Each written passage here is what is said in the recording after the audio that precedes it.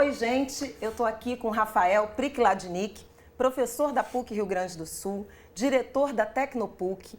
Ele tem uma década de trabalho, de estudos relacionados à inovação, pesquisa, empreendedorismo, futuro do trabalho. O papo de hoje é futuro do trabalho. Bem-vindo, Rafael, Obrigado. ao nosso entrevista. Olá. Bom, primeiro já queria começar te perguntando o que é a Tecnopuc, desde quando existe, com que objetivo? Bom, primeiro um prazer estar aqui. O Tecnopuc ele é um ecossistema de inovação, né, um parque científico e tecnológico que está sediado no campus da PUC do Rio Grande do Sul, lá em Porto Alegre. O Tecnopuc foi fundado em 2003. Ou seja, mais de uma década e meia, né, de atividade. Hoje ele reúne um conjunto de mais de 150 organizações num espaço de 27 hectares e 7 mil pessoas, né? É um ecossistema de inovação que visa... por que a PUC montou o projeto do Tecnopuc?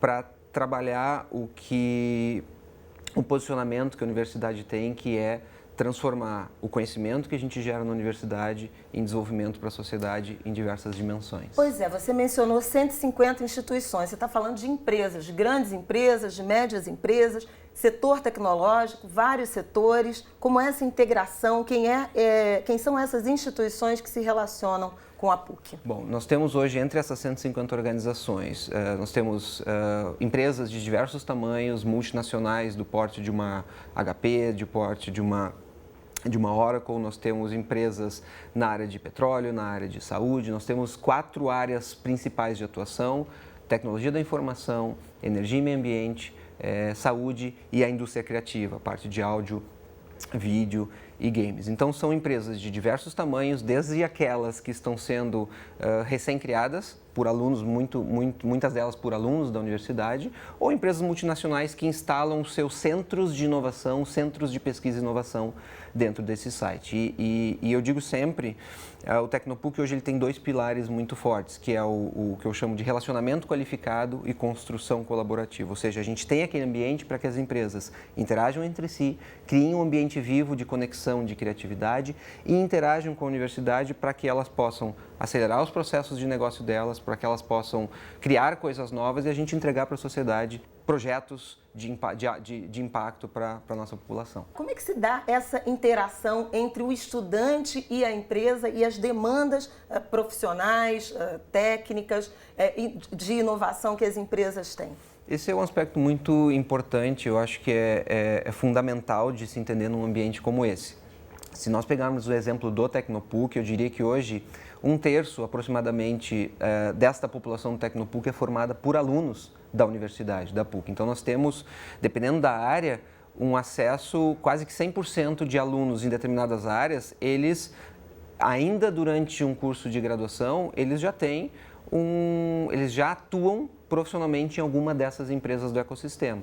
Então, para o desenvolvimento do potencial do aluno, ele geralmente estuda, desenvolve algum projeto de formação complementar, quando for o caso, mas também tem uma ampla gama de possibilidades de atuação profissional ali do lado, né, que é o ambiente desse parque. Rafael, você acompanha transformações do mercado de trabalho há uma década. Uhum. Quais são as principais mudanças que você tem percebido nesse período? Bom, quando a gente fala de futuro do trabalho, eu gosto sempre de começar citando Tem uma revista, em 1956, Engenharia Popular, ou Elétrica Popular, ou alguma coisa assim, e o título do artigo é Milagres da Transformação, Milagres da Eletrônica. E ele faz uma reflexão em 1956 sobre as tecnologias de 2006. E se a gente lê este tipo de trabalho, a gente vê que muitas das coisas que em 56 se pensava que pudesse acontecer, de fato aconteceram. Nesse intervalo? Neste intervalo. Qual é a diferença que eu vejo hoje? Acho que a questão da evolução tecnológica, do avanço da tecnologia, ela sempre nos acompanhou, né? Na história da humanidade, na história das diversas revoluções, agrícola, industrial, a revolução do conhecimento. Acho que a grande diferença está na aceleração ou na velocidade em que as coisas acontecem.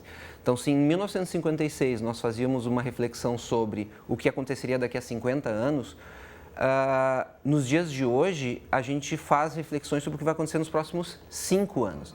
Então, não são mais... Talvez elas se antecipem, né? E talvez se antecipem. Não são reflexões que a geração atual ela vá sentir. A gente fala o que a gente costumava pensar o que ia acontecer na próxima geração. Hoje não.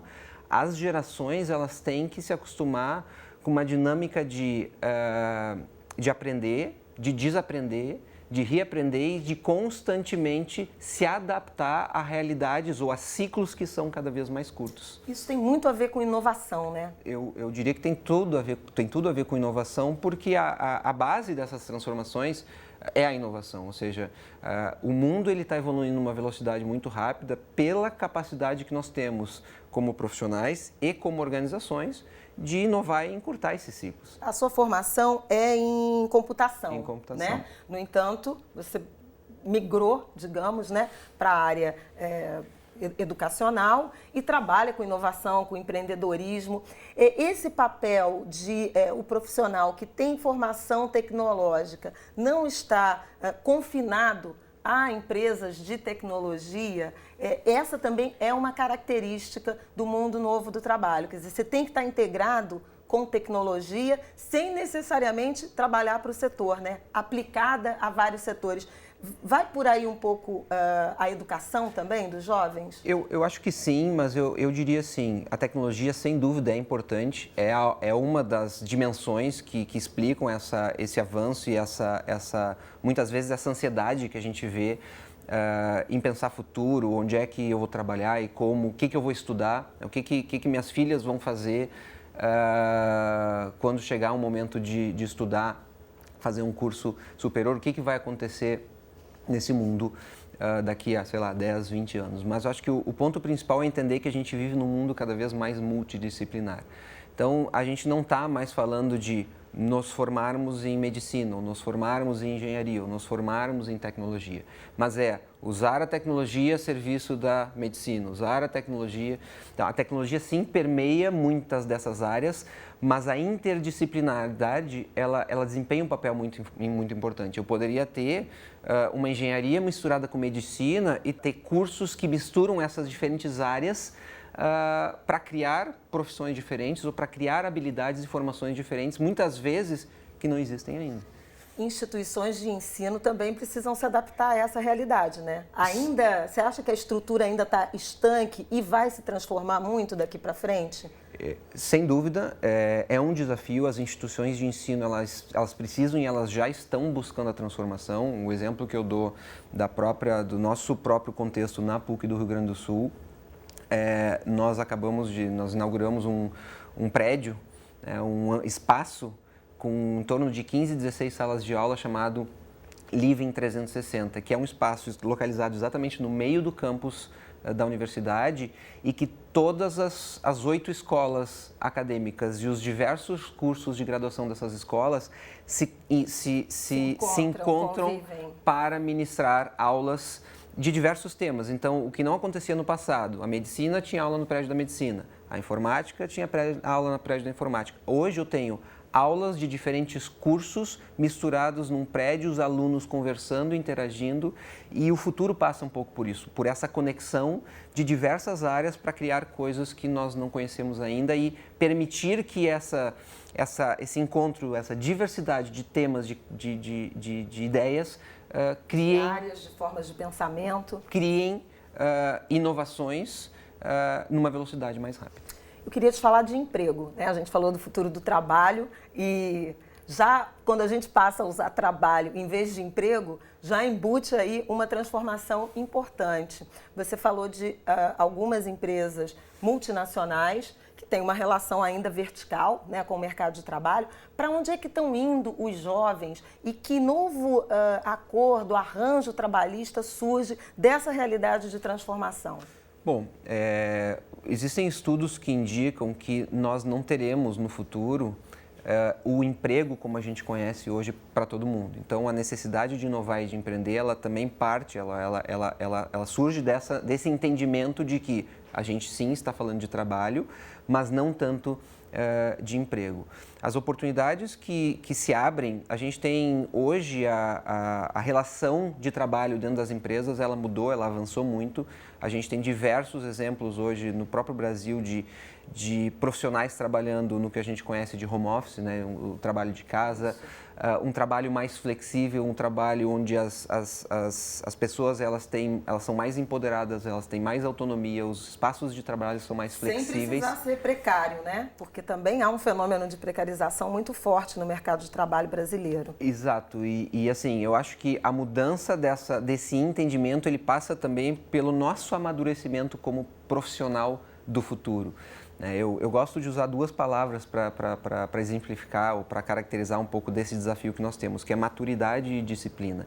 E a disciplina não significa ser rígido, significa entender que o futuro ele depende muito de como nós, cada um, enxergamos o futuro. Então, as decisões elas não passam necessariamente por uma vaga de emprego que nós vamos aplicar e passar a trabalhar, e sim por nós refletirmos sobre como nós gostaríamos de estar e ser daqui a alguns anos, porque muito do que vai ser feito vai depender da nossa própria iniciativa de, eventualmente, até criar um emprego. Não necessariamente o empreendedorismo tradicional de criar a empresa, mas criar empregos que não existem ainda, essas coisas vão se tornar cada vez mais. E você acha que a nossa juventude hoje, ela está mais aberta ao empreendedorismo, a essa atividade empreendedora, a essa independência? Eu acredito que sim.